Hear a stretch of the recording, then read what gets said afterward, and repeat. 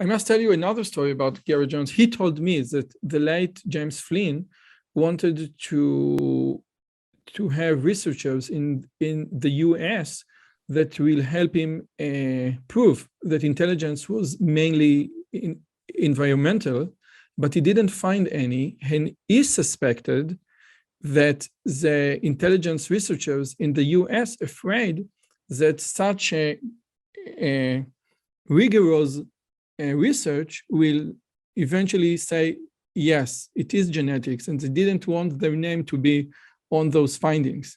So we're still in this nature-nurture debate, but from the publication of the bell curves, we have intelligence by Earl Hunt, we have human intelligence by McIntosh, we have the neuroscience of intelligence by Richard Heyer in 2017, we have In the Know by Russell Warren, and it is not, if we glance, if we look, and I've read all the textbooks, it seems that no one can escape the fact that intelligence is in part or in big part genetics, the twin studies, all the other things.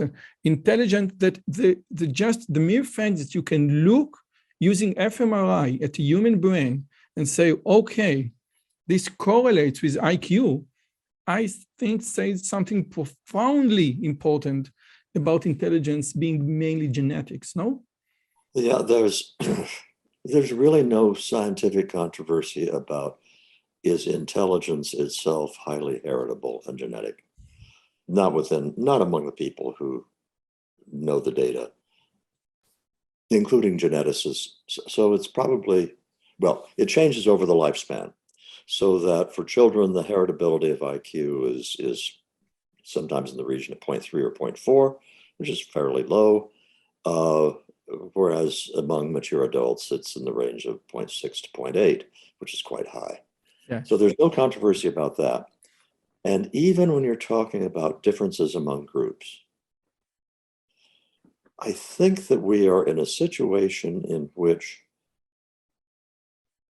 people know what's going on scientifically and just don't want to talk about it. There is a geneticist named David Reich who teaches at Harvard, a well-respected professor. He wrote a great book.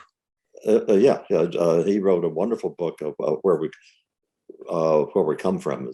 That's not quite the title. Anyway, he is also not a conservative scholar. He's a standard liberal scholar in terms of his politics.